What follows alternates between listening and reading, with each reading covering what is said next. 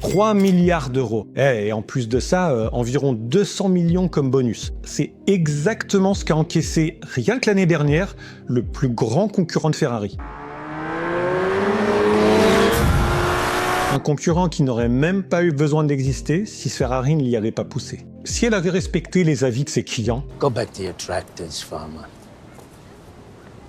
une marque qui, à ce jour, vend non seulement des voitures de sport, mais aussi des tracteurs.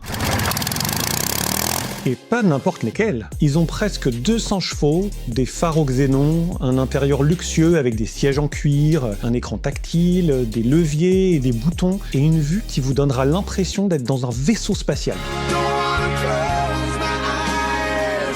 Pour la modique somme de 140 000 $, il est à vous. Et ils en vendent environ 2500 à 3000 exemplaires par an. Vous savez déjà de qui je parle? Bien sûr, de Lamborghini. De qui d'autre? Ça va sans doute vous surprendre, mais Ferruccio Lamborghini fabriquait déjà ses tracteurs, même bien avant d'avoir pensé aux supercars. Mais il a suffi d'une seule rencontre avec un autre inventeur célèbre, Enzo Ferrari, au cours de laquelle Ferrari s'est moqué de lui, l'a traité de paysan et lui a dit de dégager. Do you know what they say about Lamborghini? That he's too uneducated to understand what he doesn't know. Et c'est ainsi qu'a commencé entre eux l'une des rivalités commerciales les plus légendaires que le monde ait jamais connues. What is the price tag of the Lamborghini GT? What is the price of a beautiful woman? A great bottle of wine, a pasta you remember the rest of your life. These things are worth whatever they ask you to pay for them. You buy a Ferrari when you want to be someone. You buy a Lamborghini when you are someone. Lamborghini! D'ailleurs, je viens de vous révéler le secret des meilleurs commerciaux. Comment ils communiquent le prix, comment ils gèrent les objections des clients qui trouvent un produit trop cher. En fait, ils vendent pas simplement le produit en vantant son apparence, son moteur puissant ou son coffre dans lequel on peut même pas mettre les courses du supermarché. Ils vendent la valeur que vous recevez, le fait de réaliser un rêve d'enfant, que tout le monde se retourne sur vous dans la rue, que vous n'allumez même pas la radio parce que vous voulez entendre le rugissement du moteur. Réfléchissez-y et écrivez-moi en commentaire comment vous résoudriez la mission commerciale la plus célèbre au monde. Philippe, vends-moi ce stylo. Parce que si vous arrivez à vendre la chose la plus ordinaire, l'objet le moins cher que j'ai pu trouver dans le magasin d'à côté, alors vous pouvez vraiment vendre n'importe quoi dans le monde réel. Bon, revenons maintenant à ces conducteurs de tracteurs.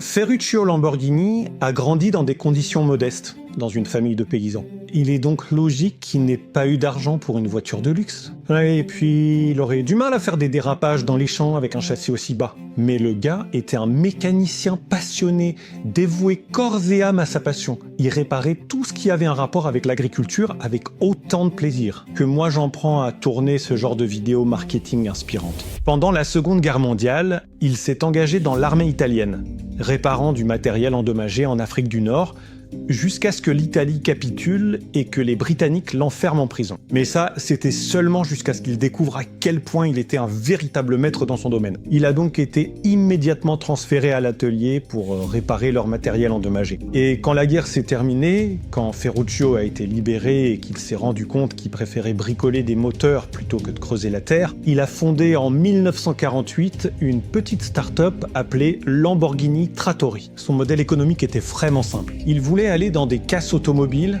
y racheter des véhicules militaires détruits. Il y en avait vraiment beaucoup après la guerre. Il les réparait et en faisait des tracteurs. To the future of the Lamborghini tractor. We did it. We did it. Sauf qu'il lui fallait de l'argent pour démarrer, et il n'en avait pas. Alors il a convaincu son père de mettre en garantie à la banque ce qu'il avait de plus précieux, ce qu'il avait patiemment développé pendant des années pour ses 5 fils, sa ferme.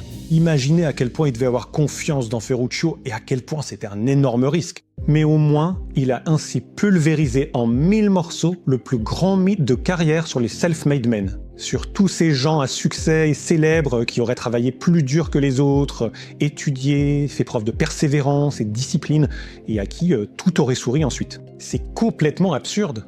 Il n'existe pas une seule personne, aussi douée, intelligente ou talentueuse soit-elle, qui puisse réussir seule, sans l'aide des autres, même en étant Arnold Schwarzenegger en personne. I always tell people that you can call me anything that you want, but don't ever call me a self-made man. Tout le monde a besoin de l'aide de sa famille, qui crée un environnement sûr et des conditions pour pouvoir développer son talent. Tout le monde a besoin d'une école qui lui apporte l'éducation nécessaire. Tout le monde a besoin d'un Philippe qui le motive à se bouger et à commencer à travailler sur ses rêves. Tout le monde a besoin de l'aide d'amis qui ne nous abandonneront pas quand on se retrouve en difficulté. Tout le monde a besoin de l'aide de collègues qui conseillent, orientent et y mettent la main à la pâte, pour qu'ensuite quelqu'un d'autre soit prêt à acheter ce qui a été créé.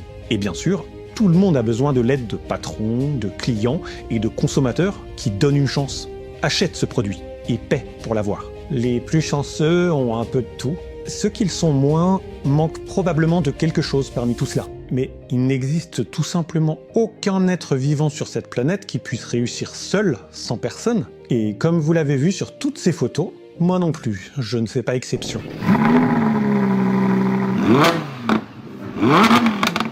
Mais une fois que Ferruccio a lancé son entreprise, il ne s'est pratiquement plus arrêté. Au début, il ne vendait qu'un tracteur par semaine, le modèle Carioca. Mais comme cette machine était à la fois de qualité et bon marché, il s'est vite retrouvé à en vendre 200 par an. Et ensuite, il n'arrivait plus à suivre la cadence de production. Dans une Europe dévastée par la guerre, la demande en matériel agricole était si forte qu'en 1960, il employait déjà plus de 400 personnes et la chaîne de montage produisait 25 tracteurs par jour. Du petit agriculteur d'un tout petit village à qui son père avait dû prêter de l'argent pour qu'on lui accorde un crédit. Ferruccio est ainsi devenu un entrepreneur connu et respecté, l'un des hommes les plus riches d'Italie. Comme il savait aussi profiter de son argent et qu'il aimait toujours bricoler les moteurs, il s'achetait de belles voitures chères qu'il améliorait et personnalisait. Mais ce qui agaçait Ferruccio sur sa Ferrari 250 GT préférée, c'était que l'embrayage tombait sans cesse en panne. Il a donc entièrement démonté la voiture et, à sa grande surprise, il a découvert que Ferrari installait dans ses voitures de sport rapides et coûteuses exactement la même pièce que celle qu'il utilisait dans ses propres tracteurs, bon marché et lents, et il est donc allé se plaindre directement auprès du fondateur de la marque, le célèbre Enzo Ferrari. In my opinion, you make the best cars in the world. I have 7 of them, one for every day of the week. But with all my Ferraris, there is a problem. The clutch. They're all bad. Il lui a aussi affirmé qu'il volait ses clients, car alors que lui payait 10 lire pour ses embrayages, Ferrari en facturait 1000. You're stealing from people. You're charging 10 times what it cost me to put a better clutch in my tractor. Et qu'à ce prix-là, il s'attendait à ce qu'il utilise des composants meilleurs, de meilleure qualité et plus résistants. Mais comme vous le savez déjà, au lieu de s'excuser, Ferrari s'est moqué de lui. Apparemment, le problème ne venait pas de la voiture, mais du conducteur.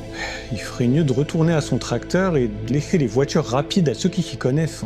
C'est précisément à ce moment-là que Ferruccio Lamborghini, vexé, s'est dit qu'il allait montrer à Enzo à quoi de vraies supercars devaient ressembler et comment elles devaient rouler.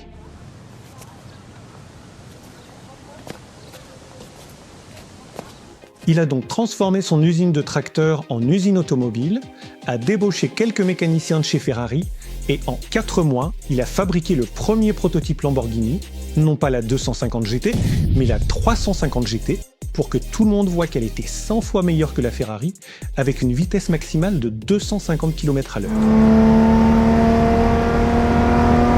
Ce qui est tellement énorme que même aujourd'hui, 60 ans plus tard, ma chère Seat n'arrive toujours pas à atteindre cette vitesse. D'ailleurs, je pense pas que ce soit une voiture LED, mais plutôt un beau fer à repasser. Et pour répondre à la question de savoir si Ferruccio a réussi avec sa nouvelle entreprise, ou plutôt à quel point il a réussi, vous le savez très bien aujourd'hui. Lamborghini est devenue une voiture tellement légendaire qu'elle est souvent vendue avec 2 ans d'attente. Ses ventes annuelles de véhicules se comptent en dizaines de milliers, et son chiffre d'affaires atteint des milliards. Au cours des 7 dernières années, ça a triplé. Était-ce vraiment nécessaire pour Enzo Ferrari ? C'est la preuve que peu importe à quel point vous réussissez, il faut toujours rester humble dans toutes les situations, et ne pas rabaisser inutilement les autres. Ou bien, à l'inverse, c'est une démonstration concrète que la prochaine fois, si quelqu'un de connu, puissant et riche vous insulte ou vous ridiculise, au moins, vous saurez quoi faire. Construire des voitures. Mais ne pensez pas que changer de secteur, passer des tracteurs aux voitures, soit quelque chose de rare, d'inédit ou d'inouï.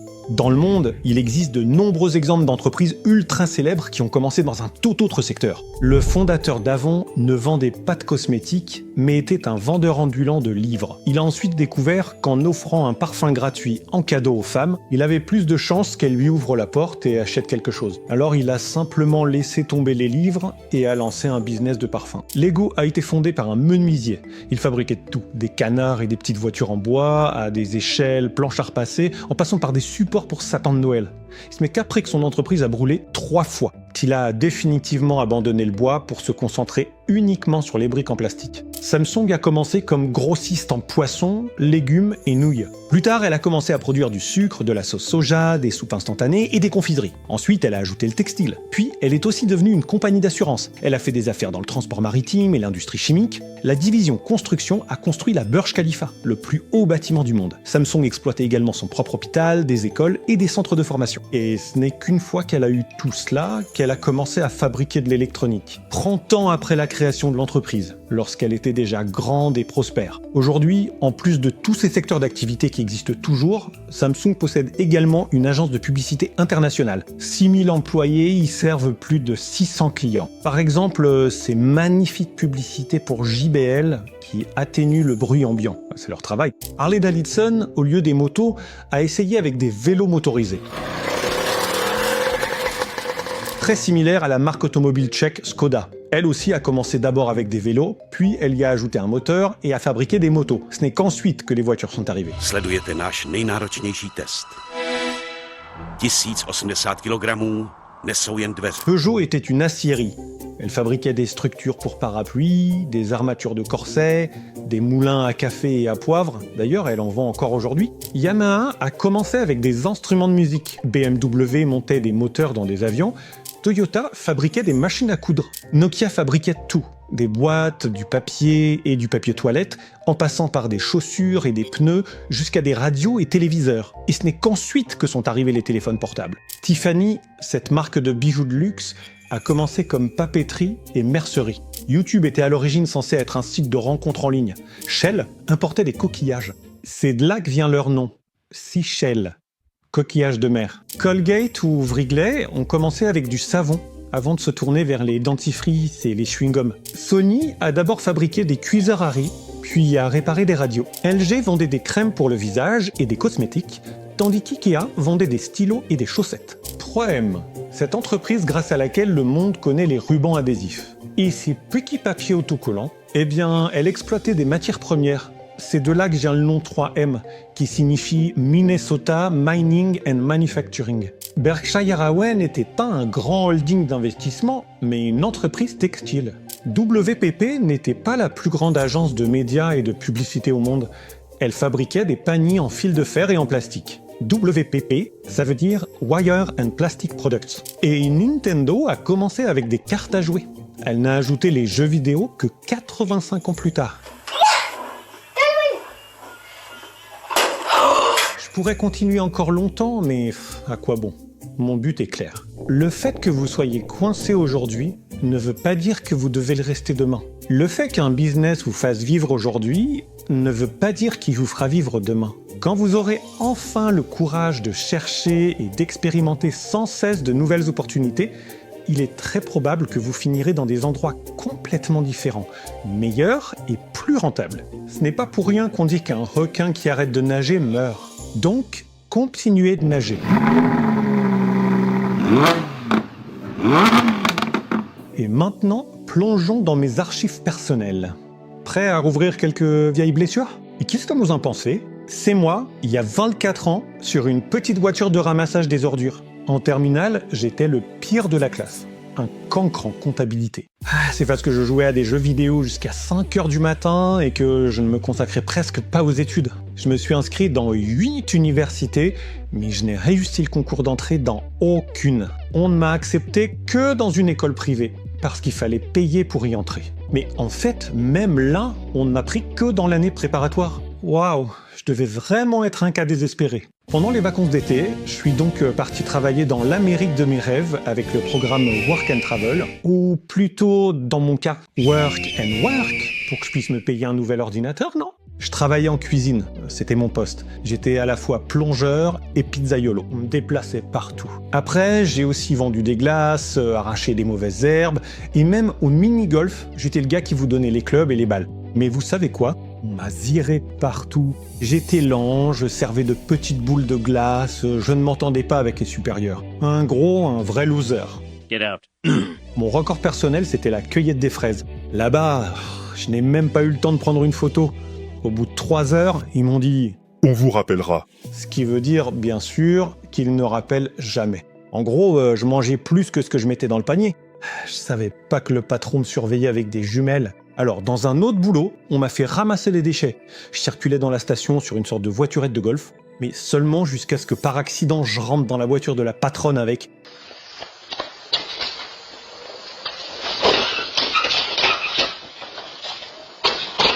Après ça, je me déplaçais à pied dans le complexe, je surveillais le parking. Franchement, vous n'auriez pas misé un centime sur moi. You're goddamn right.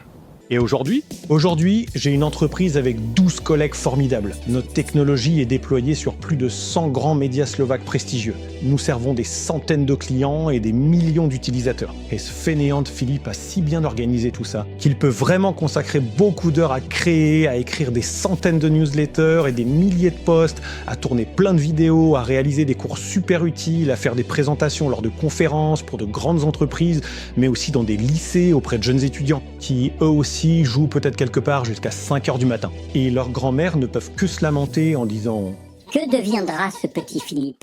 Même dans ces écoles d'où on m'avait autrefois mis dehors par la porte fermée. C'est-à-dire parce que je n'avais pas réussi les examens d'entrée. Eh bien, j'y suis revenu par la fenêtre, cette fois, comme enseignant. Nice. Alors, la prochaine fois que vous vous sentirez mal, que vous vous demanderez où vous en êtes, dans quel boulot stupide ou absurde vous travaillez, qu'on ne vous paie pas assez ou que les gens sont ingrats, pensez toujours à cette photo, à cet éboueur. Le fait que vous soyez à un poste qui, à vos yeux, semble être le plus ingrat des métiers, tellement ingrat que cela blesse votre ego, ça ne signifie pas que vous ne pouvez pas postuler chez Google, Apple ou Klarna et qu'ils vous refuseront. Parce que si l'on jugeait un poisson sur sa capacité à grimper à un arbre, il passerait toute sa vie à croire qu'il est stupide. Ne vous apitoyez pas sur votre sort et travaillez à la réalisation de vos rêves.